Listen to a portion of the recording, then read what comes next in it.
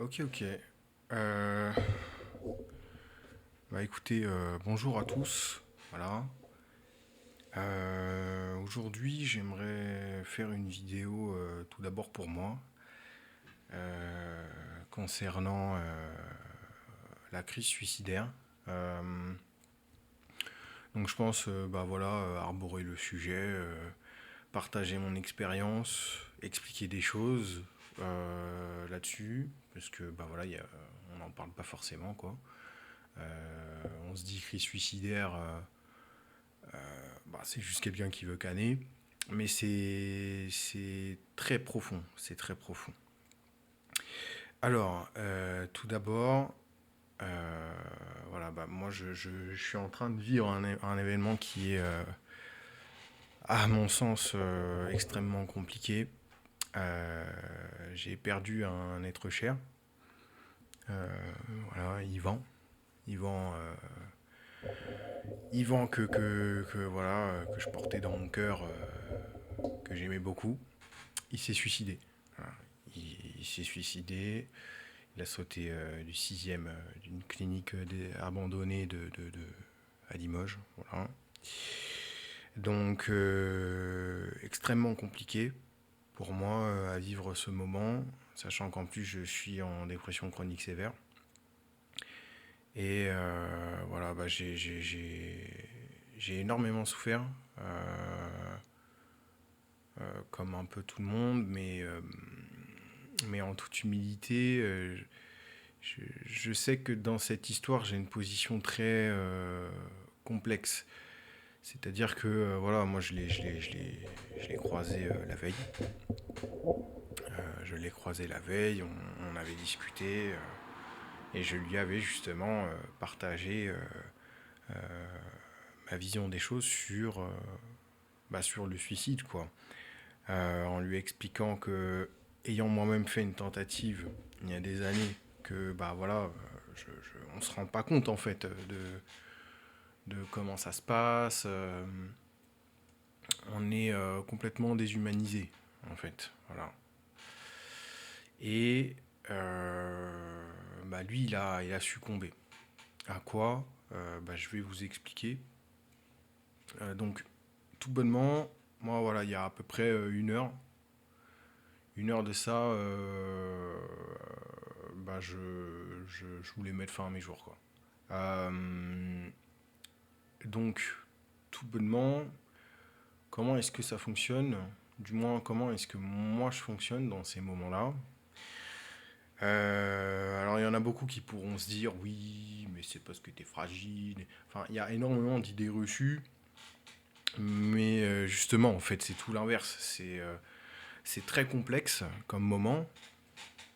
Et comment dire, bah justement, en fait, pour vouloir passer à l'acte, il faut une détermination entre guillemets qui est bah, justement de plomb, quoi. Parce que voilà, on veut porter atteinte à son enveloppe physique pour pouvoir mettre fin à ses jours. Or, donc, dans un premier point, voilà, je pense que ce que je vais arborer, c'est le début d'une crise suicidaire, comment ça arrive. En général, je pense qu'il y a toujours un élément déclencheur. Euh, donc un élément déclencheur un quelconque qui va être à l'origine, voilà, qui va créer énormément de souffrance chez la personne en question. Et ça peut être plein de choses, tout comme rien, quoi. Ça peut être un événement du quotidien, euh, une embrouille, etc. En fait, c'est vraiment propre à chaque individu, voilà. Donc, bah, ouais, ça reste très difficile à vivre. Euh, donc voilà, il y a forcément un élément déclencheur. Et c'est vraiment propre à chaque individu. Et c'est pour ça qu'aussi, bah, c'est compliqué de comprendre la dépression parce que chaque dépressif va fonctionner d'une façon différente. Quelqu'un qui va subir un rejet ou qu'on va insulter, par exemple, bah, ça peut lui créer énormément de souffrance en lui. ce qui va provoquer tout un tas de schémas de pensée extrêmement négatifs et donc énormément de souffrance. Du rejet. euh, Enfin, c'est vraiment propre à l'individu, quoi. C'est du rejet, sentiment de rejet, sentiment de désespoir, par exemple. Euh, Puisque, bah voilà, en fait, ce qu'il faut comprendre, c'est que quand on est dans une crise suicidaire, déjà dans le cerveau, il y a un déséquilibre chimique. Voilà. Ce qui fait que bah, il y a un trouble de l'humeur constant. Et bah, dans ces moments-là, en fait, il est exacerbé. Il est ouais, complètement. Il est exacerbé, quoi. Il est puissance 1000. Ce qui fait que, bah, en général, en fait, dans ces moments-là, quand on est dans une énorme souffrance, en fait, on a tellement, du moins moi dans ma situation, j'ai tellement de schémas de pensée négatifs.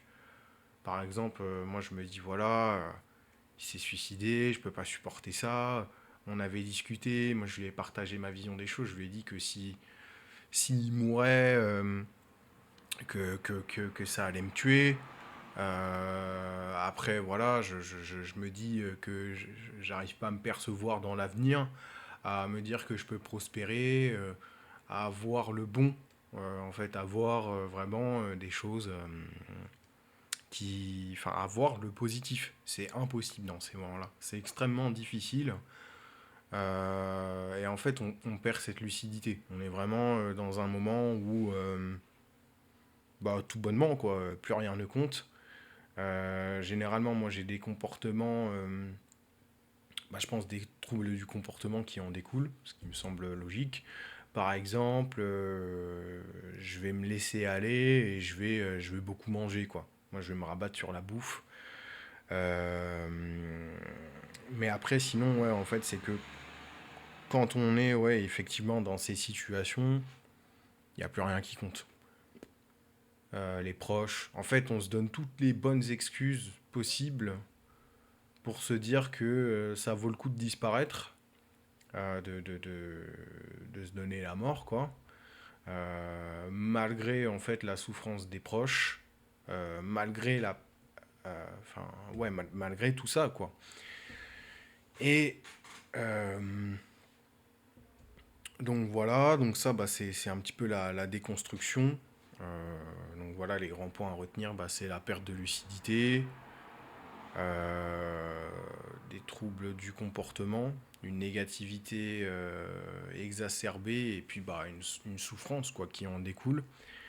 Et cette souffrance, en fait, elle est tellement présente qu'on perd pied en fait avec la réalité quoi. On n'arrive plus à être rationnel, on ne voit que le négatif et on ne cherche que le négatif, un petit peu pour se complaire en fait dans son mal-être. Et voilà, c'est là où vient bah, ce désir d'en finir. Parce que bah, voilà, pour chaque raison, hein, on ne se voit pas prospérer. Il y en a, c'est vraiment propre à chaque individu. Genre, il y en a, ils ne se voient pas, je sais pas, aider leurs enfants, les élever. Enfin, bon, comment dire, c'est divers et varié, quoi, les raisons. Donc voilà. Et pour en revenir bah, au suicide de mon ami Yvan, là où c'est extrêmement compliqué pour moi, c'est que en fait, je me retrouve un petit peu confronté à moi-même, dans le sens où moi, je sais que je suis voilà, en dépression chronique. Euh, et ouais, c'est extrêmement difficile. C'est extrêmement difficile parce que lui, moi j'ai essayé de lui apporter mon expérience. Lui, il a succombé en fait à, bah, à cette maladie, malheureusement. Et, et moi, en fait, ouais, je me retrouve face à moi-même et je. Alors, bah, j'ai réussi, entre guillemets, à faire une certaine conclusion par rapport à son suicide, où je me suis dit que, bah, en fait, comment dire,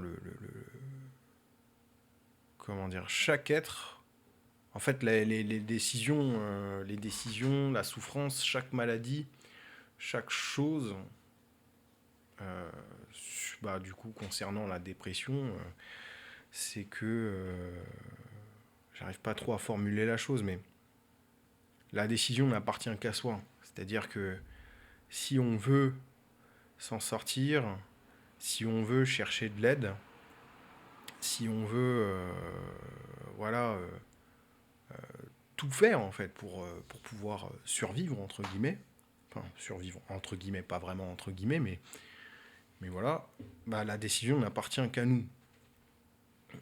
Euh, donc c'est très dur en fait parce que euh, moi dans ma situation, vous voyez tout à l'heure, moi je me suis convaincu que en fait, bah, avec cette conclusion, j'ai eu, ça m'a un peu retourné le cerveau. Je me suis dit que, vu que la décision n'appartient qu'à soi-même, euh, bah, moi, dans ma position, vu que j'ai déjà fait une tentative et que là, je subis le suicide d'un ami, je me rends compte en fait de l'impact que ça a sur l'entourage. Ça, je l'avais expliqué hein, avant qu'il décède parce qu'on s'était vu la veille. Et je lui ai dit, bah voilà, en fait, moi je me suis dit, avant avant de passer à l'acte, moi je me suis dit, voilà, moi je suis qu'un coquelicot parmi 7 milliards de coquelicots. Tu l'enlèves du champ, ça se voit pas, quoi. Donc voilà, j'étais complètement déshumanisé, en dehors de la réalité, quoi. Et en fait, bah, ce qu'il faut comprendre, moi ce que je lui ai expliqué, c'est que bah voilà, on était tous liés. Et que euh, une action qu'on peut entreprendre à échelle individuelle, en fait, peut impacter énormément de personnes. Et ça a un effet de bombe, quoi. Bombe qui va se propager. Et c'est vraiment pas en mode, bah, on enlève un coquelicot et voilà, quoi. Non, pas du tout. Donc, du coup, ouais, c'est très très dur. C'est très très dur pour moi. Mais ça me. Paradoxalement, en fait, ça m'a permis bah, de prendre en expérience. Le deuil, il est toujours en cours, hein. Demain, voilà, il y a son enterrement. Euh, donc voilà. Et enfin, ouais, c'est très difficile. C'est très difficile, mais je pense que bah, déjà de faire cette vidéo, ça m'aide. Ça va aussi voilà, aider peut-être des gens à se reconnaître là-dedans, ce qui est très important, à mon sens. Et puis, bah voilà, comme je disais, quoi, moi j'aimerais voilà, donner un message au monde. Euh, alors je sais que ça se fera voilà, sur des centaines d'années, puisque bah, c'est le progrès, quoi, l'évolution de l'homme, des mentalités, etc., de la science, psychique en l'occurrence. Ah, voilà, ça ne se fait pas comme ça. Mais voilà, déjà à échelle individuelle, c'est ce que je me dis que je peux fournir. Donc voilà. Ensuite, bah, ce dont bah, voilà, j'aimerais parler aussi, bah, enfin, concernant la crise suicidaire, euh, bah, en fait, c'est extrêmement compliqué concernant l'individu. Donc ça, c'est plus un message pour l'entourage, du moins les personnes extérieures qui sont confrontées à une personne en dépression, euh, qui a justement des idées suicidaires.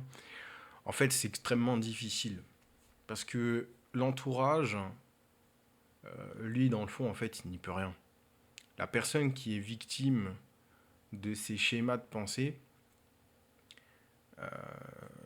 parce qu'en fait, il y a du relationnel, quoi, il y a du social.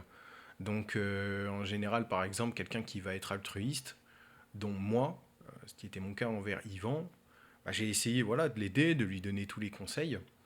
Mais malheureusement, en fait, lui-même a pris cette décision d'en finir avec sa vie. Et, et en fait, ça peut être très compliqué pour l'entourage de se résilier. Voilà, de se résilier et de se dire que ce n'est pas de sa faute. Effectivement, ce n'est pas de la faute de l'entourage. En fait, voilà, ce qu'il faut comprendre, c'est que la dépression, c'est une vraie maladie. Euh, Ça peut être extrêmement difficile à vivre. Euh, Bah voilà, en fait, comment dire, comme l'a dit mon psychiatre, la finalité d'une maladie, c'est la mort. Voilà. Donc, dans le cas d'une dépression, bah, généralement, c'est le suicide. Donc, s'infliger la mort, s'en prendre à son enveloppe charnelle pour voilà, mettre fin à ses jours. Et bah en fait, oui, voilà, dans ces situations-là, ce n'est absolument pas la faute de l'entourage. Sauf cas extrême où voilà, il y a de la toxicité, de l'incitation au suicide enfin un environnement voilà qui est toxique pour la personne. Moi personnellement, voilà, j'essaie de tout faire pour me détacher en fait des choses que j'estime toxiques pour moi. Ça peut être des gens, ça peut être un univers particulier, etc. Après, j'ai pas énormément de choses à quoi je suis vraiment rattaché. Euh, mais moi, ouais, principalement, par exemple, ça a été des gens. Après, bah, ouais, ce qu'il faut comprendre, c'est, comment dire, pour les personnes qui sont victimes et qui sont en dépression, moi, ce que je peux conseiller, c'est que dans les élans de lucidité, où il y a toujours une souffrance, la souffrance, elle est constante, hein, elle est, euh, elle est en continu, mais il y a des pics, il y a des hauts, des bas. Et donc dans les phases où la souffrance est assez basse, bah, on arrive à rester lucide sur la réalité, etc. Et je pense que c'est dans ces situations-là voilà, qu'il faut euh, bah, essayer d'analyser, de faire introspection et de se dire qu'est-ce qui est bien et qu'est-ce qui est mal pour moi, qu'est-ce qui me fait du mal. Et voilà quoi. Donc, bah, en l'occurrence, par exemple, bon, je balance un petit peu ma life comme ça, mais mon père, moi, je sais qu'il subit toujours. Voilà, il est en dépression et il subit toujours. Il est voilà, sous le courroux de la daronne chétane, quoi. Moi, je dis chétane, hein, très, tout bonnement. Donc voilà. Bon, c'est un peu sensible hein, comme information. Ça regarde pas vraiment les gens, mais j'avais envie de le dire quand même. Et lui, bah voilà, il est un petit peu sous emprise et bah, c'est quand la souffrance reste basse qu'on peut essayer voilà, de rester lucide et de porter une analyse sur sa situation. Voilà.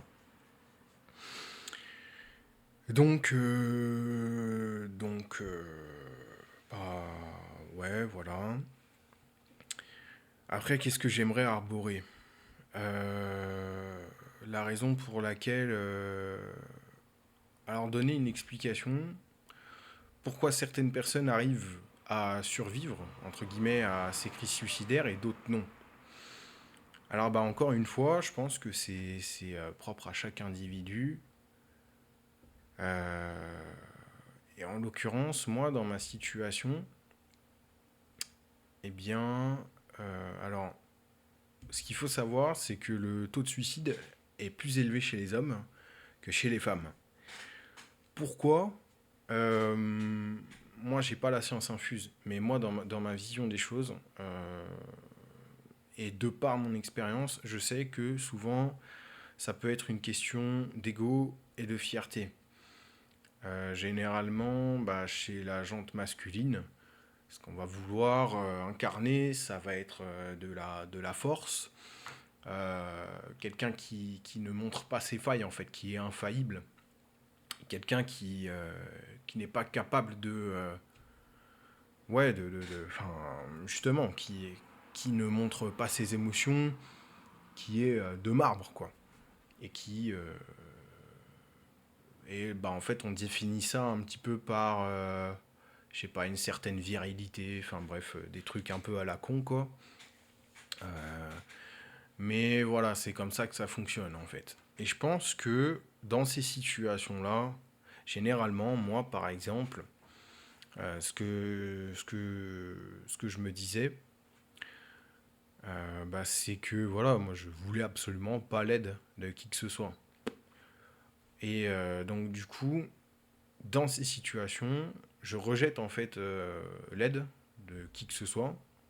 Je m'isole, je m'isole complètement. Et bah, c'est là où voilà, quand on s'isole, ça ne nous permet pas d'extérioriser, on intériorise tout. Donc la souffrance, les schémas de pensée, on ne peut pas mettre les choses à plat avec quelqu'un qui a la capacité de nous ramener voilà, à la réalité. Et bah, c'est extrêmement difficile dans ces situations. Donc, bah, généralement, en fait, on cause sa propre perte. Moi, dans ma situation, c'était ça. En 2016, j'avais absolument parlé à personne, à qui que ce soit, de mes idées suicidaires, de ma souffrance. J'avais pas conscience aussi que j'étais en souffrance. Voilà. Mais voilà, c'était la communication. Il n'y avait pas de communication parce que bah, pour moi, voilà, j'étais quelqu'un de fort, j'étais quelqu'un qui n'était pas faillible, rien du tout. Et limite, en fait, j'avais fait un petit peu de cette décision une force, ce qui est complètement erroné, quoi. Il faut prendre en compte que bah, mettre fin à ces jours, c'est pas rien. C'est pas rien du tout. Ouais, c'est fou, quoi. Enfin bref. Donc du coup, voilà, je pense que bah ouais, c'est une question d'ego, de fierté. En l'occurrence, pour mon ami, bah, je pense que c'était ça. Euh, Bon, il l'avait dit hein, dans sa vidéo qu'il n'a pas été capable de demander de l'aide. Mais je pense pas que ce soit totalement le cas. euh, Parce que bah, ça peut être le cas pour beaucoup d'hommes. Euh, Même si voilà, on a une éducation où on essaye voilà, de nous apprendre, de s'exprimer auprès des parents, etc. Un peu voilà, comme un repère. Euh, Bah, je pense que même avec ça, on peut succomber. On peut succomber à la chose. Pour les femmes, je sais pas trop, mais bon, de toute façon, le mal-être, il est réel. Les schémas de pensée négatifs, etc., les cris suicidaires, c'est propre à chaque individu, quoi. Autant homme que femme. Donc voilà. Euh, Bah du coup, je pense que j'ai à peu près tout dit. C'est un petit peu parti dans plusieurs sens différents. Mais bon, je vais faire un sum-up. Donc concrètement, comment ça fonctionne? Bah, dans un premier temps, il peut y avoir un élément déclencheur. Voilà, donc ça peut être un événement bah, généralement qui génère quelque chose de négatif dans la personne. Ça peut être un choc émotionnel, ça peut être une embrouille relationnelle, ça peut être un échec professionnel, un échec sportif, hein. Vraiment plein de choses. C'est propre à chaque individu, mais c'est un élément déclencheur, quelque chose de négatif, quoi. Quelque chose qui va provoquer un peu, je dirais peut-être une remise en question, ou, enfin bref, c'est très complexe, quoi. C'est propre à chaque individu, mais il y a un élément déclencheur. En l'occurrence, bah, par exemple, pour mon ami, ouais, non, je ne vais même pas en parler. Ça regarde pas les gens. Donc voilà, il y a un élément déclencheur. Ensuite, je pense qu'il y a une phase, donc la deuxième phase où on rentre dans la crise suicidaire, où le risque justement du suicide est élevé. C'est bah, toute la négativité et la souffrance que ça va engendrer. De part, je pense, le déséquilibre chimique causé par la dépression, donc manque de sérotonine, etc. Enfin, plusieurs trucs différents. Je ne connais pas tous les trucs, malheureusement. Tous les noms des molécules, etc. Je ne suis pas scientifique, malheureusement. Mais voilà, donc ensuite, donc, il y a l'élément déclencheur qui va engendrer énormément de souffrance. Enfin, qui va engendrer une souffrance, et cette souffrance, en fait, va être exacerbée par le déséquilibre chimique, par la dépression. Donc, bah voilà, on va énormément souffrir, on va penser qu'à des choses négatives. Et bah, généralement, voilà, il y a déjà, en fait, donc, comment dire. Moi, je pense aussi, parce qu'il y a plusieurs degrés de crise suicidaire. Donc, par exemple, on peut se dire, ouais, j'aimerais mettre fin à mes jours, je voudrais que tout ça, ça s'arrête, etc. J'aimerais ne plus être là, j'aimerais que ça s'arrête. Après, on peut se dire, ouais, j'aimerais mourir. Donc là, c'est un degré supérieur, j'aimerais mourir. On a vraiment des idées qui sont, qui sont proches de la mort. J'aimerais mourir, j'aimerais, j'aimerais ouais, mettre fin à ma vie, voilà. Donc on y pense très fortement, puisque bah, voilà, la souffrance est exacerbée, et en fait, de par cette souffrance, on est complètement aveuglé. On n'arrive plus à être proche de la réalité, à être... Il n'y a plus rien qui compte, quoi. Il n'y a que la souffrance qui coexiste avec le soi, et on est esclave, en fait, de nous-mêmes, quoi, à cause de notre souffrance. Et ensuite, bah, comment ça se passe?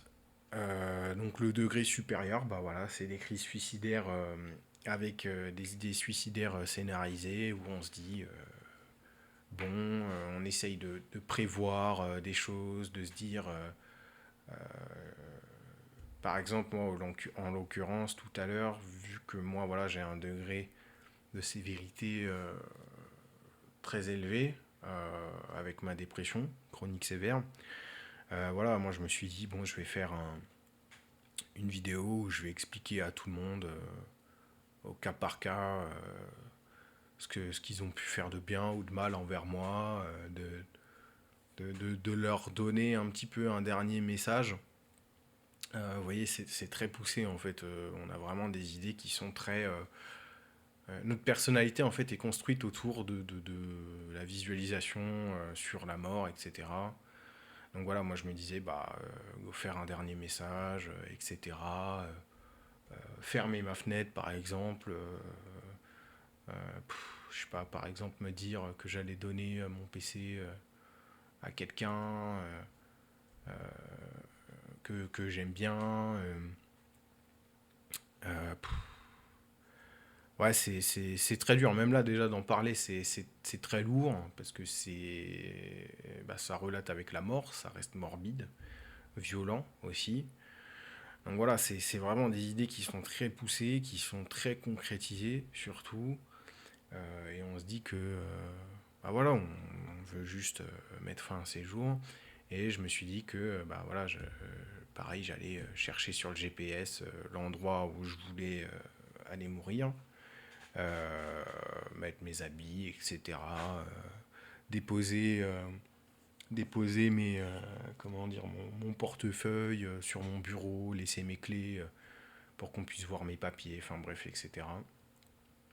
Et, euh, et puis aller jump, quoi. Donc voilà, ça reste hardcore, mais je pense que c'est important d'en parler parce que bah voilà, il y a plusieurs degrés de sévérité de dépression, de crise suicidaire. Donc initialement des envies de mourir, enfin envie d'abandonner, mais d'abandonner à un sens vital, quoi.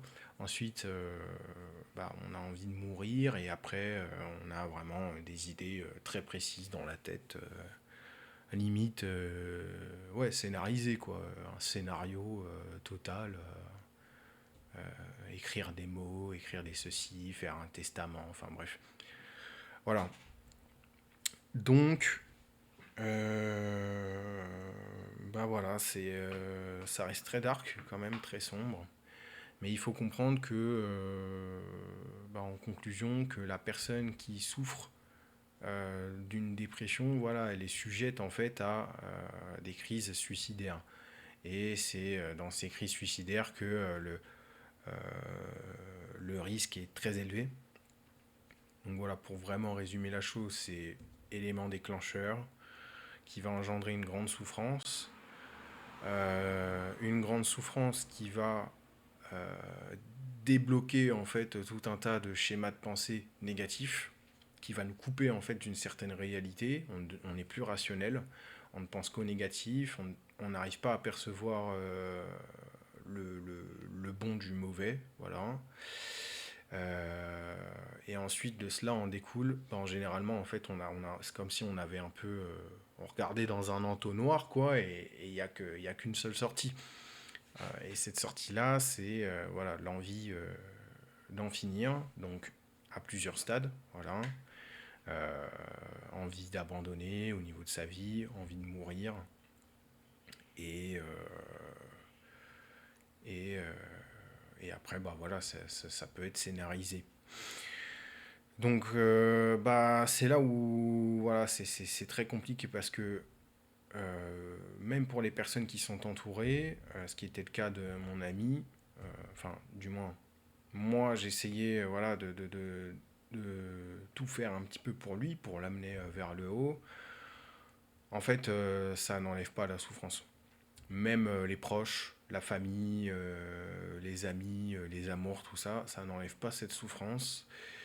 Et pour la personne qui est victime, en fait, qui est malade, hein, qui est en dépression, bah, c'est très difficile à gérer.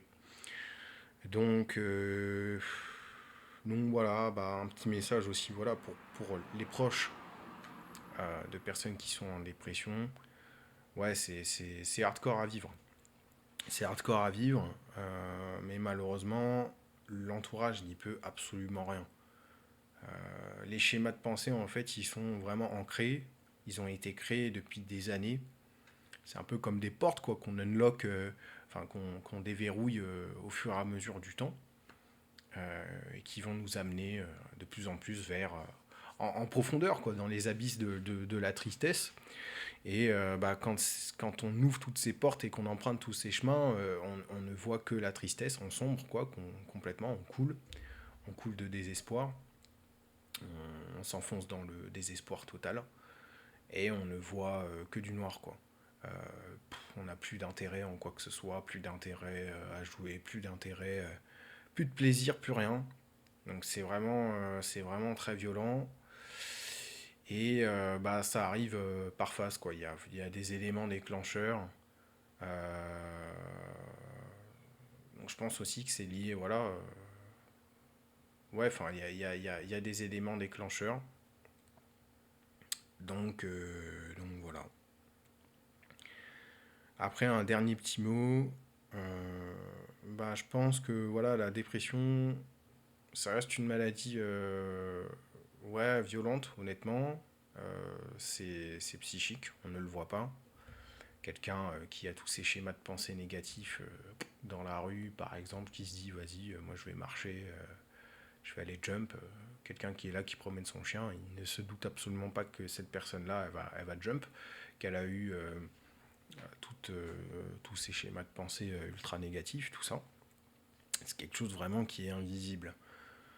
Or, moi je pense que ce qui est important, c'est la communication, ce qui peut sauver l'individu. Donc je pense que voilà, il y a des spécialistes, etc. Les traitements qui sont très importants, je pense, dans les cas de sévérité élevée.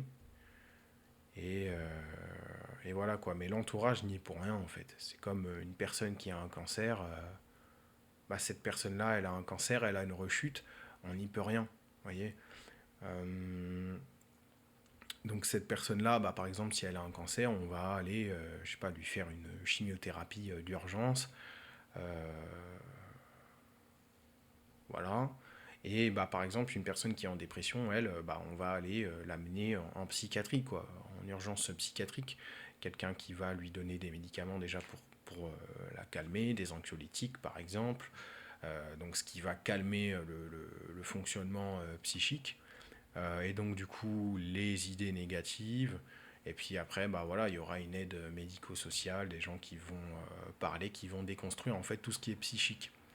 Euh, donc psychique causé par quelque chose de physique, donc un déséquilibre chimique, mais qui ne se voit pas. Donc voilà, donc bah, je pense que j'ai à peu près déconstruit la chose. Donc moi, selon ma vision des choses et mon expérience, ayant voilà déjà fait ça et subi aussi bah, le suicide de mon ami, donc ce qui est très compliqué. Voilà, moi je le cache pas, hein, je suis en grande souffrance, surtout que bah voilà tout à l'heure, ouais, j'ai eu une crise suicidaire violente avec voilà des idées scénarisées, etc. De l'isolement totalement, enfin une autodestruction totale quoi. Et voilà, ouais, ce qu'il faut se dire aussi, c'est que l'autodestruction, avant que la personne en fait en vienne à s'en prendre à son enveloppe charnelle pour mettre fin à ses jours, il y a déjà en fait une autodestruction sur le plan mental quoi. Elle est complètement déconstruite, dénaturée, en dehors de toutes ses valeurs, parce que voilà, elle est soumise en fait à toute cette violence, cette tristesse, tous ces sentiments ouais, qui sont extrêmement violents à cause du déséquilibre chimique. Donc voilà.